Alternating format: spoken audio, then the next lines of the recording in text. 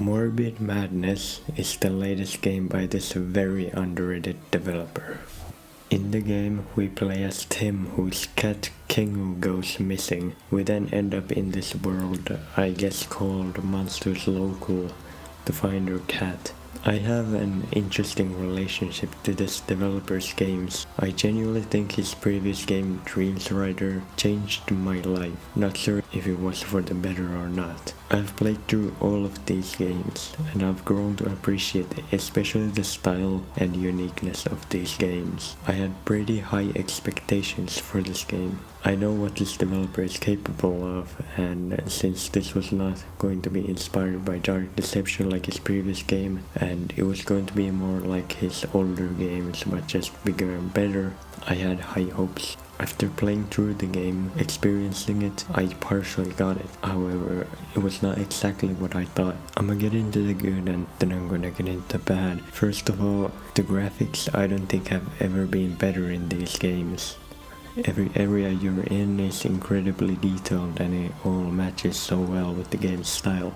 There's nothing that looks out of place. Everything feels like it's custom made, adding on to the game's uniqueness. Also, I respect the way this game is played. So many Roblox horror games have the same formula of if you die, you have to restart all over unless you pay Robux. This game is a lot more traditional with its checkpoint. Also, pretty dang scary. These monster designs are menacing and almost everything is bigger than you, making you feel real small. This game is filled with these monster sections, whether that be you defeating them or you hiding or running from them. There's a lot of variety to these sections too. Sometimes it's a full-on boss battle, sometimes it's a tense hiding section, or it can be just you running for your life trying to figure out what to do. A highlight is the OST and music. This game has quite the soundtrack, with each track some way depicting the chaotic nature of its respective part. My personal favorite ones are Toffee Killer,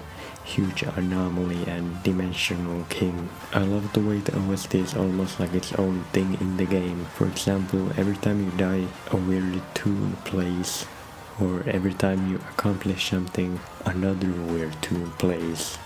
It's like the OST is its own entity. This is quite the game for sure. I mean, 7 chapters, all being decently long apart from the first 2. It's clear that a ton of time and effort went into this, and I respect that as a developer myself. However, I do have to get into the bad, and there's a lot of stuff I want to talk about. As cool as this game is, I feel like I wanted more of the actual story here. Most of the stuff we were told in this game were things we already know. Like the Monsters King turns things he captures into monsters. Since this is a sequel to Monsters Local, it should have expanded the world, but I don't feel like I really did that. Apart from whatever this plague was supposed to be, I was hoping to maybe learn where this Monsters King came from. What is he doing all this for?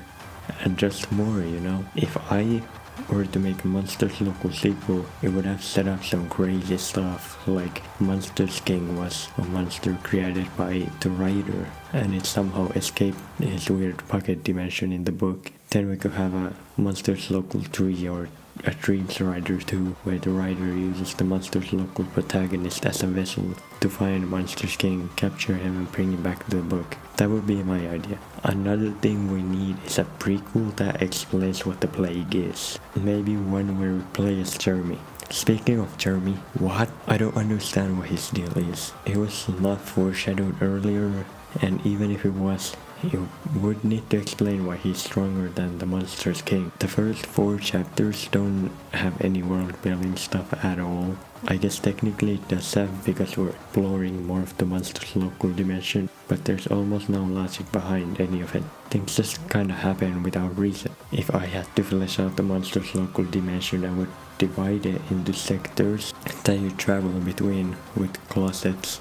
That way we could even have things like the deep nightmares in the closet characters coming back. Think of that game just taking place in one of these sectors. Then maybe the plague would be some kind of thing Jeremy started, and it's spreading to the sectors. Let's talk about the gameplay. Even though I said it was good, I do have one thing to say. Usually the developer knows how to make something difficult with it still being skill based and fun. This game, however, does something that is very luck based. For example, in this part where you have to hit a bunch of targets while a giant dog is looking for you, it's mostly fine. You can hear the dog and avoid it. It's pretty skill based. But once you've hit all the targets, the dog starts to automatically chase you and you have to escape. If you die, you have to start over.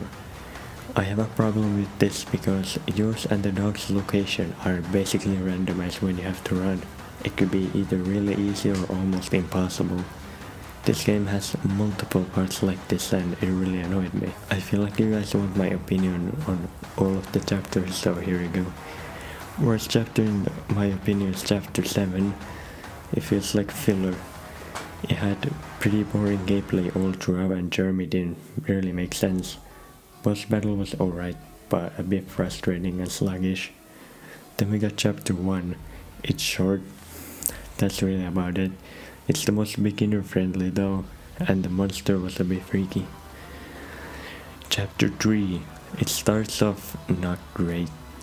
This part is literally just hiding. That's all. The rest was forgettable, but the boss was decent. Next is chapter 4. Too much sand.